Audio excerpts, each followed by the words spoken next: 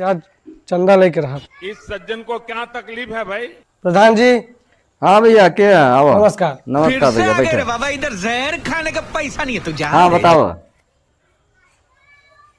गणेश मूर्ति बैठवाए रहे। अच्छा हाँ वो एक विसर्जन बा। अच्छा हाँ कुछ तू देवा चंदा उंदा समझ रहे हो। काय हम काय चंदा दी। काहे ना देवा भाई, गांव के प्रधान है। और अभी तो रुको। चंदा ना देवा। हम मूर्ति बैठवाए रहे गणेश जी के, तो का तू लोग चंदा दे रहा है? अबे साले रुको जरा सबर करो। हम कराए, तू कब करवाए रहे? काय बचपन में हम छोट बुदा रहे तो हमारे यहाँ गणेश मूर्ति बैठवाई गई। तो समय जब चंदा तू नहीं दिया था हम कैसे दे? तो हाँ बचपन हम कराए तब तो हम पैदा नहीं भर रहे। तो होएगा तू नहीं जानता था, हम नहीं जानी चंदा। देख गोदा ना चली। नहीं ना दे भाई, जा ठेंग दे भाई चंदा।